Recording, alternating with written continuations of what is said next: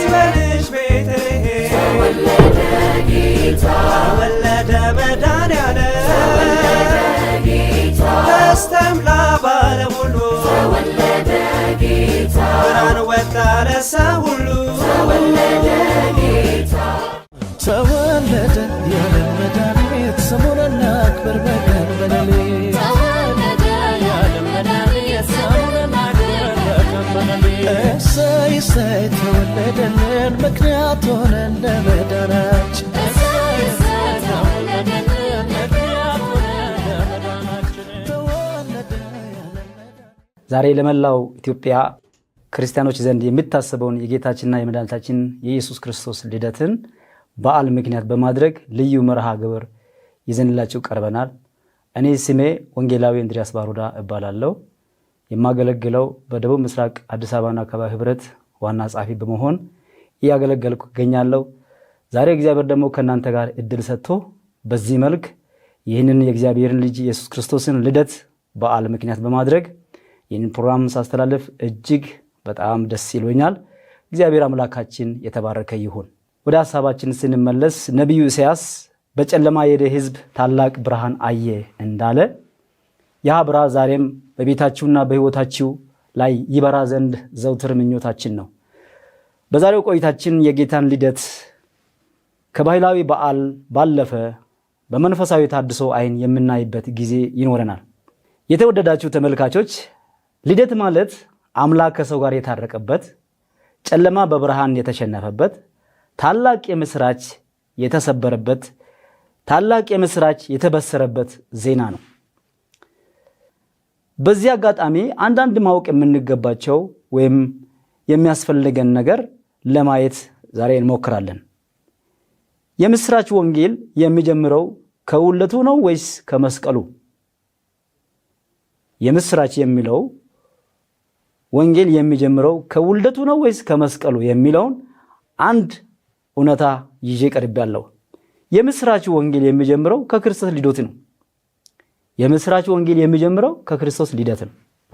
ነገር ግን ፍጻሜውና ሙሉ ኃይሉን የሚያገኘው በመስቀሉና በትንሣኤው ኃይል ብቻ ነው። ይህንን በሁለት መልክ ማየት ይቻላል። አንደኛ የምስራቹ አዋጅ የተጀመረው በልደቱ ነው። መጽሐፍ ቅዱስ የምስራች የሚለውን ቃል ለመጀመሪያ ጊዜ በግልጽ የተጠቀመው ጌታ በተወለደበት ዕለት መላእክት ለእረኞቹ ሲያበስሩ ነው። ሉቃስ ወንጌል ምዕራፍ 2 ከቁጥር 10 እስከ 11 ያለውን አብረን እናነባለን። በዚያ ምድር መንጋቸውን በሌሊት ሲጠብቁ በሜዳ ያደሩ እረኞች ነበሩ። እነሆም የጌታ መልአክ ወደ እነርሱ ቀርበው የጌታ ክብርም በዙሪያቸው አበራ፣ ታላቅ ፍርሃትም ፈሩ።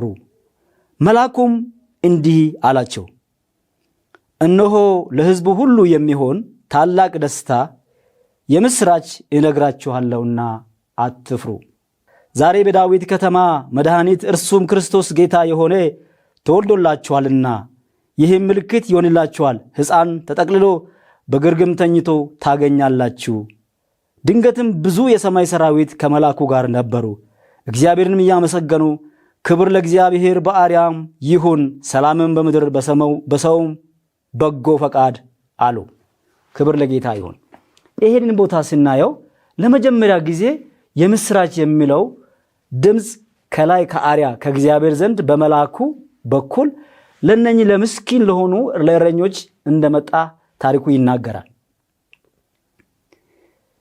የልደቱ መጀመሪያ ወይም ልደቱ ለምስራቹ መሰረት ነው ስንል ያለ ልደት መስቀል የለም ማለት እንችላለን።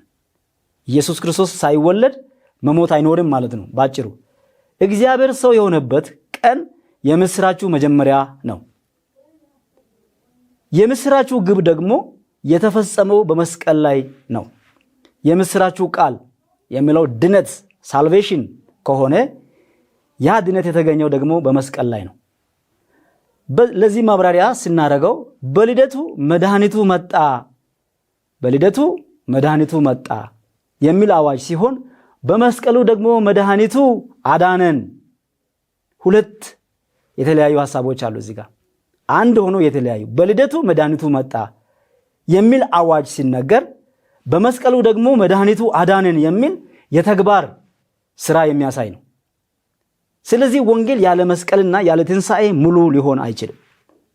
ሐዋርያው ጳውሎስ ወንጌል ብሎ የሰበከው ዋና ጭብጥ ክርስቶስ ለኃጢአታችን መሞቱን መቀበሩና ትንሣኤውን ሲናገር እናያለን። አንደኛ ቆሮንቶስ ምዕራፍ 15 1-14 ያለው እንዲህ ይላል፣ ወንድሞች ሆይ የሰበክሁላችሁ ደግሞ የተቀበላችሁትን በርሱም ደግሞ የቆማችሁበትን በርሱም ደግሞ የምትድኑበትን ወንጌል አሳስባችኋለሁ ይላል።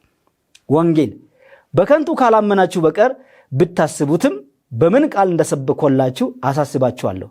እኔ ደግሞ የተቀበልኳቸውን ከሁሉ በፊት አሳልፌ ሰጠኋችሁ፣ እንዲህ ብዬ መጽሐፍ እንደሚል ክርስቶስ ስለ ኃጢአታችን ሞተ ተቀበረም፣ መጽሐፍም እንደሚል በሦስተኛው ቀን ተነሳ ይላል። የዛሬው ትምህርት ዋና ርዕሱ ልደቱና ሞቱ የሚለውን የሚያንጸባርቅ ነው። ልደቱና ሞቱ። ልደት ከሌለ ሞት የለም። ስለዚህ ልደቱና ሞቱ እንዴት አንድ ሆኖ እንደተቀናጁ መለኮት እንዴት እንደሰራ የሚያሳይ አጥር ያለ መልእክት ላስተላልፋችሁ እወዳለሁ። የምስራቹ የተጀመረው በቤተልሔም በነበረው የግርግም ቢሆንም ሰላማችንና ነፃነታችን የተረጋገጠው ግን በቀራንዮ መስቀል ላይ በተሰራው ስራ ነው። ምስራቹ ተጀምሯል። ዛሬ በቤተልሔም ከተማ ተብሎ አዋጅ ተብሎ ተነግሯል። ነገር ግን መዳናችን፣ ነፃነታችን፣ ሰላማችን የተረጋገጠው በቀራንዮ መስቀል ላይ በተሰራው ስራ እንደሆነ መጽሐፍ ቅዱስ አስረግጦ ይናገራል። ይህም ዛሬ ይህ በዓል ከልደቱ የምስራች ተነስቶ እስከ መስቀሉ ድረስ ያለውን የክርስቶስን ፍቅር ለሁላችን የሚያበስር ነው። በልደቱና በመስቀሉ መካከል ያለውን ልዩነት ግልጽ ያደርጋል። የወንጌል ወይም የምስራች የሚለውን ቃል ጥንታዊ ትርጉምና ከልደት እስከ መስቀል ያለውን ትስስር በዝርዝር ስናይ ወንጌል የሚለው ቃል ጥንታዊ ትርጉሙ ኤቫንጀሊካል ወይም ኤዋንጌል ከሚለው ከግሪክ ቃል የወጣ ሲሆን ትርጓሜውም የምስራች ወይም መልካም ዜና ማለቱ ነው። የምስራች ሲባል እኛ ጋር ሰዎች ምስራች ምን እንደሆነ ይገባቸዋል። መልካም ዜና እንደሆነ፣ እግዚአብሔር መልካም ነገር እንዳደረገ፣ አዲስ ነገር እንደተነገረ ሰዎች ትርጉም ያገኛሉ።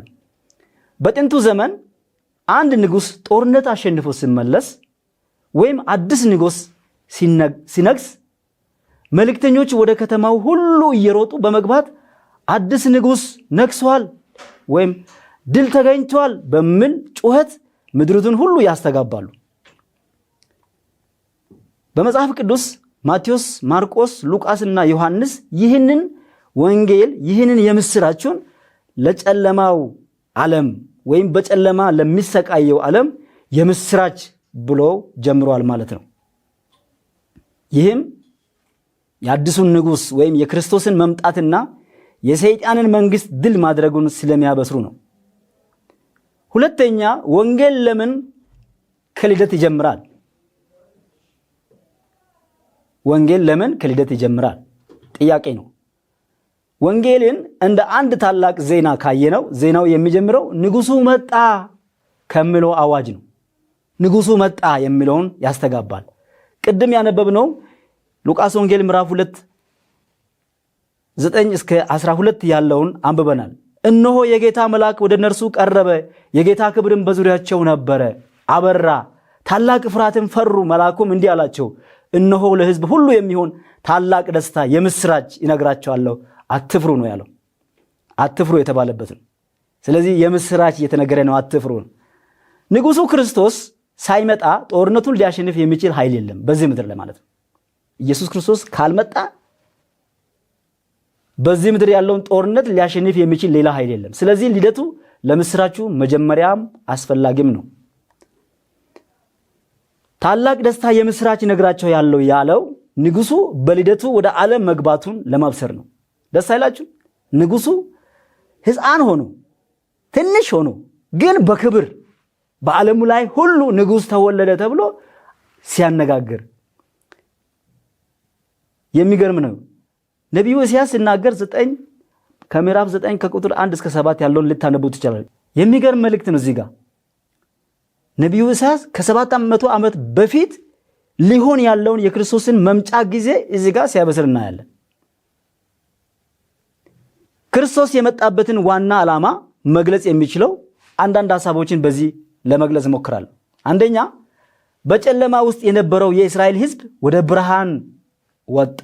እንዴት ወጣ? ይሄ በጨለማ የሄደ ሕዝብ ብላ ታላቅ ብርሃን አየ። በጨለማ የሄደ ሕዝብ ታላቅ ብርሃን አየ ሲል መሲሁ አገልግሎቱን የጀመረበትን ገሊላን የሚያመለክት ትንቢት ነው። ኢየሱስ ሲወለድ የገሊላ ሕዝብ መንፈሳዊ ሕይወቱ ምን ይመስላል? ትንሽ ለማየት እንሞክር። ኢየሱስ ክርስቶስ ሲወለድ በገሊላ የነበረው መንፈሳዊና ማህበራዊ ሁኔታ እጅግ ፈታኝ ነው። ተስፋ መቁረጥ አለ። ለዚህም ነው ነቢዩ ኢሳያስ በጨለማ የሄደ ሕዝብ ሲል የገሊላን ሕዝብ የጠራው። በወቅቱ የገሊላ ሕዝብ የነበረበትን መንፈሳዊ ሁኔታ በዝርዝር ስንመለከት አንደኛ፣ መንፈሳዊ ጨለማና የባዕድ አምልኮ ተጽዕኖ የተጠናወተበት ዘመን ነው።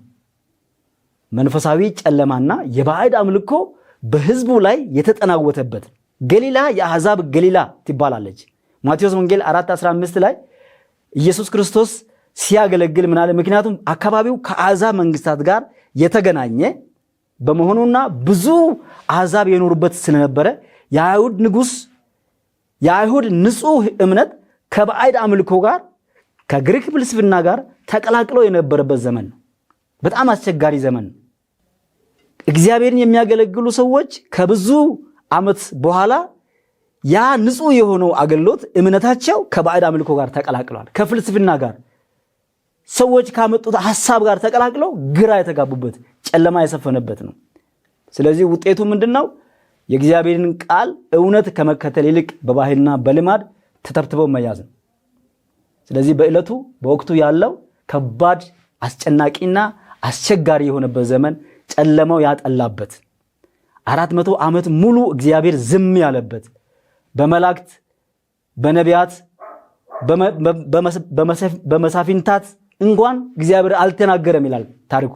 ጸጥ ዝም ያለበት ዘመን ላይ በዚህ በአዲስ ኪዳን ጅማሬ ላይ ንጉሱ መጣ፣ አዋጅ ተነገረ። ይህ አዋጅ ሲመጣ ያለው ነባራዊ ሁኔታ በእንዲህ መልክ ነበር። አንደኛ፣ መንፈሳዊ ጨለማና የባዕድ አምልኮ ተጽዕኖ ውስጥ ህዝብ ወድቋል።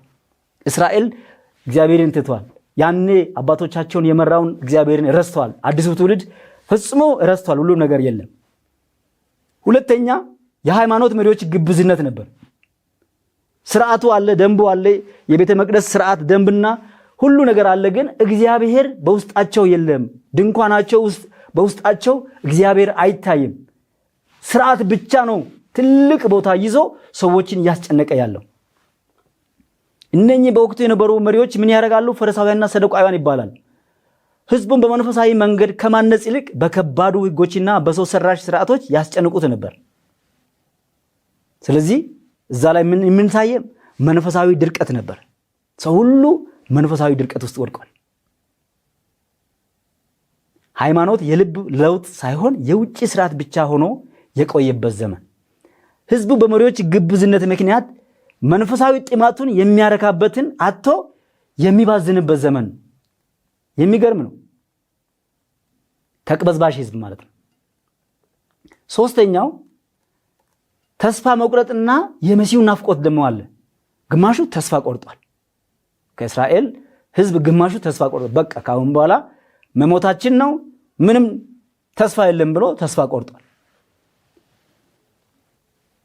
ገሊላውያን በሮማውያን በጭቆና አገዛዝ ስር የወደቁ፣ ከባድ የግብር አከፋፈል የተጣለባቸው፣ በወታደሮች ይገረፉና ይጨቆኑ የነበሩ፣ ይህ ሁሉ መከራ ህዝቡን ወደ ሁለት ጫፍ ነው ያዘው። ሁለት ጫፍ። አንደኛው ጫፍ መንግስታትን መፈንቅለ መንግስት አድርገን የሆነ ነፃነት እናውጅ የሚል ግሩፕ አለ። ሌላው ደግሞ አይ ህዝቡን ነፃ የሚያወጣ መሲህ መቼ እንደሚመጣ ይመጣል ብሎ ተስፋ አድርጎ የሚጠብቁ ሰዎች አሉ። ይህ ደግሞ መንፈሳዊ ከፍተኛ መንፈሳዊ ናፍቆትና ጭንቀት ውስጥ የነበሩ ሰዎች አሉ። አንዳንድ ጊዜ ነገር ሁሉ ግራ ሲገባ ሲጨላለም ህዝብ ሁሉ ማህበረሰብ ሁሉ ሲበላሽ እግዚአብሔርን የሚፈሩ ሰዎች የሉም ማለት አይደለም። ለማሳያነት እዚህ ጋር ግማሹ ተስፋ ቆርጦ መፈንቅለ መንግስት እናደርጋለን ሲል፣ ግማሹ ደግሞ መሲሁ ሊመጣ ይችላል ቤተ መቅደስ ላይ ቁጭ ብሎ የሚጸልዩ የሚጠባበቁ ተስፈኞች ነበሩ። ከነኚህ መካከል የሚገርማችሁ ሉቃስ ወንጌል ምዕራፍ 1 ላይ ያለው የመጥምቁ ዮሐንስ አባት ዘካርያስና ቤተሰቡ ማለት ነው። እነኚህ በተስፋ ሲጠባበቁ ነበር። እግዚአብሔር አንድ ቀን ይጎበኛል፣ እስራኤልን ይጎበኛል የሚል ተስፋ ነበር። ከወጣቶች ዮሴፍና ማርያምን እዚህ ጋር ማየት እንችላለን። እነኚህ በእግዚአብሔር የተመሰከሩ ልጅ ኢየሱስ ክርስቶስን የመሸከም ትንቢቱ እንዲፈጸም ራሳቸውን ያዘጋጁ በጽድቅ በንጽህና የሚኖሩ ሰዎችም ነበሩ። ሁሉም ነገር የጠፋ አይደለም። እነ ሲሞን ነበሩ። ታሪኩን ስናየው ተስፋ የሚያደርጉ ሰዎች ነበሩ። መሲሁ አንድ ቀን ይመጣል እያሉ። ክብር ለእግዚአብሔር ይሁን። የጠበቅነው ጌታ አንድ ቀን ይመጣል። ተስፋ ከመቁረጥ ተስፋ ይዘን ጌታ ይመጣል ማለቱ ይሻላል። አራተኛው እረኛ እንደሌላቸው በጎች የተቅበዘበዙ ናቸው ይላል። እረኛ እንደሌላቸው ጌታ ኢየሱስ አገልግሎቱን በጀመረ ጊዜ ወደ ገሊላ በሄደ ጊዜ እንዲህ አለ። ሰዎችን በርቀት ሲያየው ውስጣቸውን ሲያይ መንፈሳቸውን ሲያይ እረኛ እንደሌላቸው በጎች ተጨንቀው ተጥለውም ነበርና አዘነላቸው ይላል። ማቴዎስ ወንጌል ምዕራፍ 9:36 ላይ ሄዳችሁ ብትመለከቱ እረኛ እንደሌላቸው በጎች ተጨንቀው ተጥለውም ነበርና ኢየሱስ ክርስቶስ አይቶ አዘነ ይላል። ይህ ጥቅስ በልደቱ ወቅት የነበረውን እውነተኛ ገጽታ የሚያሳይ ነው። ኢየሱስ ክርስቶስ ያዘነበት ህዝቡን የሚመራው የሚያስተዳድረውና የሚያጽናናውን አጥቶ በመንፈሳዊ ውዥንብር ውስጥ ያለውን የሚያሳይ ቦታ ነው። ስለዚህ ብርሃን የሚመጣው በጨለማ ውስጥ ላለ ህዝብ ነው። ገሊላ በጨለማ ውስጥ ስለነበረች ነው ብርሃኑ ወይም ክርስቶስ በዚያ የበራው። ከሃይማኖተኝነት ወደ ግንኙነት የገሊላ ህዝብ ከስርዓት ወደ ህያው ጌታ እንደተመለሱ ታድሶም ህዝቡን ከልማዳዊ አምልኮ ወደ እውነተኛው መንፈስ ይመልሳል ማለት ነው። እነኚህን ሰዎች ካሉበት አዘቅት አውጥቶ ወደ ብርሃን ያመጣው ጌታ ዛሬም መንፈሳዊ ታድሶን በመንፈሳዊ ህይወታችን ለውጥ የሚያመጣ አምላክ ነው። በገሊላ ጨለማ ላይ የበራው ብርሃን ዛሬም በኢትዮጵያ ቤተክርስቲያን በእያንዳንዱ ምእመን ታድሶ ሆኖ በራልን ማለት ነው። ክብር ለእግዚአብሔር ይሁን። ዛሬን ይህንን የኢየሱስ ክርስቶስ ልደትን ስናከብር ወይም በዓልን ስናከብር እንዲሁ ዝም ብሎ በተለምዶ በዓመት የሚመጣ ወቅታዊ ነገር አድርገን ካሰብን ተሳስተናል። የመዳናችን ቁልፍ ነገር ስለ ኢየሱስ ክርስቶስ መወለድ፣ ስለ ኢየሱስ ክርስቶስ መሞት፣ ልደቱና ሞቱ የሚለውን ነው ዛሬ እያየን ያለው። ወንጌል ለምን በመስቀል ይፈጸማል? ልደቱ ንጉሱ ወደ ጦርነቱ ሜዳ ወይም ወደ ምድር የገባበት ቀን ሲሆን መስቀሉ ግን ጠላትን፣ ሞትና ኃጢአትን ድል ያደረገበት ቀን ነው።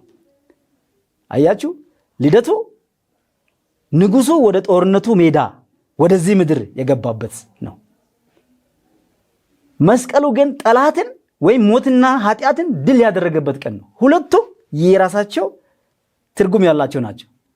ምስራቹ ሙሉ የሚሆነው ንጉሱ ስለመጣ ብቻ ሳይሆን ኢየሱስ ክርስቶስ ዛሬ ተወለደ ብለን ስላጨበጨበን ደስ ስላለን ብቻ ሳይሆን መጥቶ ድል ስለነሳም ነው። ስለዚህ ሐዋርያው ጳውሎስ የመስቀሉ ቃል ለሚጠፉት ሞኝነት ለኛ ለምንድን የእግዚአብሔር ኃይል ነውና ይላል። አንደኛ ቆሮንቶስ ምዕራፍ 1 ከቁጥር 18 ላይ። ስለዚህ የልደቱና የመስቀሉ ትስስር እዚህ ጋር እናያለን። የወንጌል ትርጉም ለሰው ልጅ ያለው ጥቅም ልደት ወይም ኢንካርኔሽን የሚለውን እግዚአብሔር ሰው የሆነበት ህይወቱ በምድራዊ አገልግሎት ያገለገለበት መስቀል የኃጢአት ዕዳ የተከፈለ እርቅና ይቅርታ ያገኘንበት ትንሣኤ ሞት ድል የተመታ የዘላለም ህይወት የሚያረጋግጥ ነው። ተመልካቾቻችን ወንጌል በቤተልሔም ግርግም ተጀምሮ በቀራኒው መስቀል የተፈጸመ ታላቅ የእግዚአብሔር ፍቅር ነው። በልደቱ መድኃኒት መጣ ተባለ። ቅድም እንዳልነው በመስቀሉ መዳን ተፈጸመ እንዳትረሱ። ዛሬም ይህ ምስራች ወደ እናንተ ደርሷል። በልደቱ የተገለጠው ተስፋ በመስቀሉ ድነት ወደ ህይወታችን እንዲገባ እንጋብዛችኋለን። ስለ ግርግሙና ስለ መስቀሉ አጭር ነገር ተናግሬ ላበቃላችሁ። በግርግሙ በመስቀል መካከል ያለው አስገራሚ ትስስርና በመጽሐፍ ቅዱስ ውስጥ የክርስቶስ ታሪክ የሚጀምረውና የሚጨርሰው በእንጨት ላይ ነው። አይገርማችሁ? ኢየሱስ ክርስቶስ ታሪክ የሚጀምረውም የሚጨርሰውም በእንጨት ነው። በእንጨት ነው ስለ አንደኛ የእንጨቱ መለዋወጥን ያሳያል። ግርግም የተባለው ጌታ ወደዚህ ዓለም ሲመጣ ለመጀመሪያ ጊዜ ያረፈው በእንጨት በተሰራ ግርግም ላይ ነበር። ግርግም ማለት ገጠር ያሉ ሰዎች በጣም ያውቃሉ። ከብቶች የሚበሉበት ከእንጨት ተፈልፍሎ ወይም ተዘጋጅቶ ምግብ፣ ውሃ፣ የተለያዩ ነገር ለከብት የሚቀርብበት ማለት ነው። ያ ኢየሱስ ክርስቶስ የተኛበት ግርግም ነው። መስቀሉ ጌታ ከዚህ ዓለም ተልኮን ጨርሶ ሲሄድ ያረፈው በእንጨት በተሰራ መስቀል ላይ ነበር። አያችሁ፣ ሁለቱም እንጨት ናቸው። ምስጢሩ ምንድነው? ለዚህ በግርግሙ ላይ ያለው እንጨት ለሕፃኑ መኝታ ነው። በመስቀል ላይ ያለው እንጨት ግን ለሰው ልጅ መዳኛ ሆነ። ይህን ደግሜ እላለሁ። በግርግሙ ላይ ያለው እንጨት ለሕፃኑ መኝታ ነው። በመስቀል ላይ ያለው እንጨት ግን ለሰው ልጅ መዳኛ ነው። የመጀመሪያው እንጨት ልደቱን ተሸከመ። ሁለተኛው እንጨት ደግሞ ሞቱን ተሸከመ። ክብር ለእግዚአብሔር ይሁን። ሁለተኛው ከእንስሳት መኖሪያ ወደ ሰው ሕይወት። ግርግሙ የእንስሳት ምግብ፣ ሳር፣ መኖ የሚቀመጥበት እንጨት ሲሆን ጌታ በዚያ ላይ ሲተኛ እውነተኛ የሕይወት እንጀራ እኔ ነኝ ማለቱ ነው። መስቀሉ ደግሞ የሰው ልጅ መርገም የሚቀመጥበት እንጨት ሲሆን ጌታ በዚያ ላይ ሲሰቀል የሰውን ልጅ መርገም እኔ ተሸክሜያለሁ እያለ ነው። ገላትያ ምዕራፍ 3 ከቁጥር 13 ላይ እንዲህ ይላል፣ በእንጨት የሚሰቀል ሁሉ የተረገመ ነው ተብሎ ተጽፏልና ክርስቶስ ስለኛ እርግማን ሆኖ ከሕግ እርግማን ዋጀን ይላል። ክብር ለእግዚአብሔር ይሁን። የኢየሱስ ክርስቶስ ትሕትናውና መስዋዕትነቱን ደግሞ አሁንም በዚህ በግርግምና በመስቀሉ እናያለን። በግርግሙ እንጨት ላይ ትሕትናውን አየን፣ አምላክ ሰው መሆኑን። ኢሳይያስ ምዕራፍ 9 ከቁጥር 6 እና 7 ሕፃን ተወልዶልናል የሚለው ስለ ኢየሱስ ክርስቶስ ፍጹም ሰውነትን ሰው መሆኑን የሚገልጽበት ቦታ ነው። ወንድ ልጅም ተሰጥቶናል ደግሞ ቀጥሎ የሚለው መለኮትን የሚያሳይ በመስቀሉ እንጨት ላይ ፍቅሩን አየን ስል አምላክ ለሰው ልጅ መሞቱን የሚያሳይ ሐሳብ ነው። ጌታ በግርግሙ እንጨት ወደኛ መጣ። ክብር ለእግዚአብሔር ይሁን። በግርግሙ እንጨት ወደኛ መጣ። እኛ ደግሞ በመስቀሉ እንጨት ወደ እግዚአብሔር ተመልሰን ተታርቀናል ማለት ነው። የኃጢአታችን ዕዳ ተከፍሎ ሞትና ሲኦል ድል ተነስቶ ተሸንፎ እኛ በእግዚአብሔር አብ ቀኝ የተቀመጠን ውድ ሰዎች ነን። ተመልካቾቻችን በእውነት የክርስቶስ ታሪክ በሁለት አይነት መካከል ያለውን ነገር አይተናል። በቤተልሔም በእንጨት ግርግም ተኝቶ ድሃ ሆነ። በቀራንዮ በእንጨት መስቀል ተሰቅሎ እኛን ባለጠጋ አደረገ።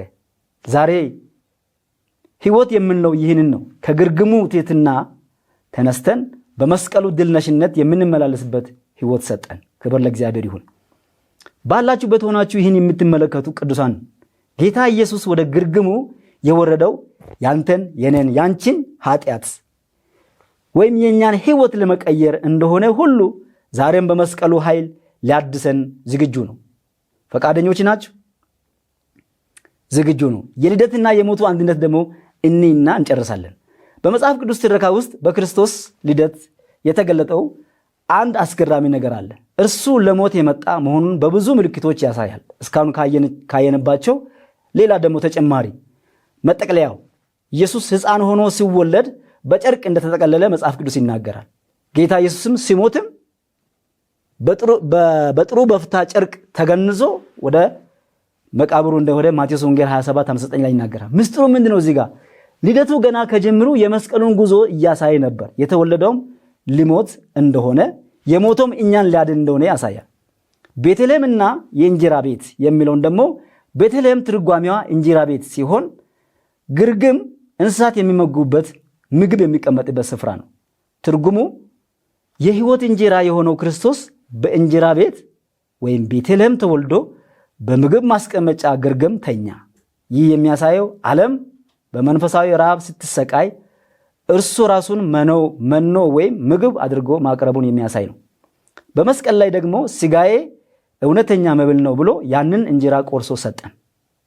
የመጨረሻው የመንግስቱ ሽግግር የሚል ሲሆን በልደቱ ወቅት ሰማያዊው ንጉሥ ወደ ምድራዊ ግርግም ወረደ። በመስቀሉ ወቅት ደግሞ ምድራዊው ሰው ወደ ሰማያዊ ክብር እንዲወጣ መንገድ ተከፈተ። ክብር ለእግዚአብሔር ይሁን። ዋና ሐሳቡ ጌታ ወደኛ ውርደት ወይም ወደ ግርግም የመጣው እኛን ወደ እርሱ ክብር መንግስት ለማሸጋገር እንደሆነ የሚያሳይ ነው። ተመልካቾቻችን ዛሬ የተመለከትነው የልደት ታሪክ የሕፃን ታሪክ ብቻ አይደለም። አስተውሉ። የቤዛነት ታሪክ ነው እንጂ የዳንበት ቁንጮ ዋናውን ነገር ነው ያየነው። ከቤተልሔም ግርግም እስከ ቀራንዮ መስቀል ድረስ ያለው የእንጨት መንገድ እግዚአብሔር ለኛ ያለውን ፍቅር የገለጠበት መንገድ ነው። ሕይወትም እንደ ግርግም የቆሸሸና የተበላሸ ቢመስልም የልደቱ ጌታ በእርሶ ውስጥ ሊወለድ ይፈልጋል። በአንተ ውስጥ በአንቺ ውስጥ ሊወለድ ይፈልጋል። ምክንያቱም ሕይወቴ በኃጢአትና በመርገም የታሰረ ቢመስልም የመስቀሉ ጌታ ነፃ ሊያወጣ ዝግጁ ነው። በዓለም ዙሪያ ይህን የምትመለከቱ ተመልካቾቻችን የክርስቶስ የኢየሱስ ክርስቶስ መወለድ የልደቱና የብርሃኑን የመስቀሉን ኃይል ወደ ቤታችሁ ይዞ መጥቷል። ዌልካም ይላል። ስለዚህ የተወዳጁ ተመልካቾቻችን ምናልባት ዛሬ ይህን ፕሮግራም ስትከታተሉ ልባችሁ በጭንቀት ተከቦ ሕይወታችሁም እንደዚያች ጠባብና ጨለማ ግርግም ተስፋ የጠፋባችሁ መስሎ ይሰማችሁ ይሆናል። አንድ ነገር ልናገራችሁ፣ የምስራች አለኝ። ያ በቤተልሔም የተወለደው በግርግም የተገለጠው ብርሃን ዛሬም አልጠፋም። ጌታ ኢየሱስ ወደ ግርግሙ የመጣው ንጹህና የተስተካከለ ስፍራ ፈልጎ ሳይሆን የቀሸሸውን ሊያነጻ የተበላሸውን ሊያድስና የጠፋውን ሊፈልግ እንደሆነ መጽሐፍ ቅዱስ ይናገራል። ዛሬ የምታልፍበት ማንኛውም ጨለማ በልደቱ ብርሃን፣ ማንኛውም መርገም ደግሞ በመስቀሉ ኃይል ይሰበራል። ብቻችሁን እንዳይደላችሁ መጽሐፍ ቅዱስ ይናገራል። አማኑኤል ሲል እግዚአብሔር ከኛ ጋር ነው፣ እግዚአብሔር ካንተ ጋር ነው፣ እግዚአብሔር ካንቺ ጋር ነው። ክብር ለእግዚአብሔር ይሁን።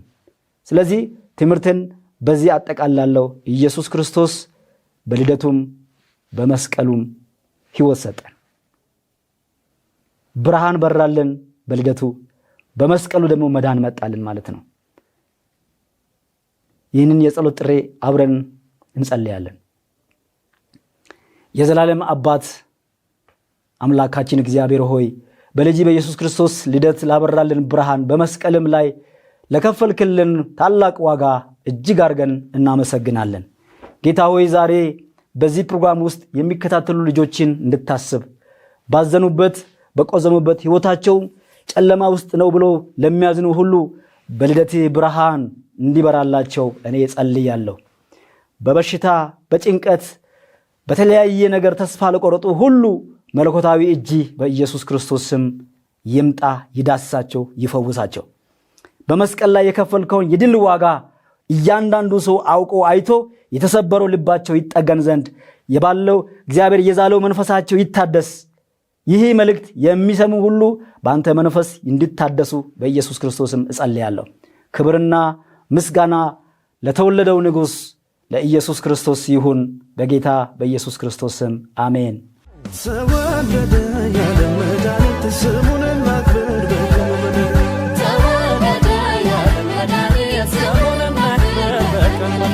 እሰይ እሰይ ተወለደልን ምክንያት ሆነን ለመዳናችን። ደስ ይበልሽ ቤተልሔም ተወለደ ጌታ፣ ተወለደ መድኃኒዓለም ደስታም ለዓለም ሁሉ ተወለደ ጌታ፣ ብርሃን ወጣ ለሰው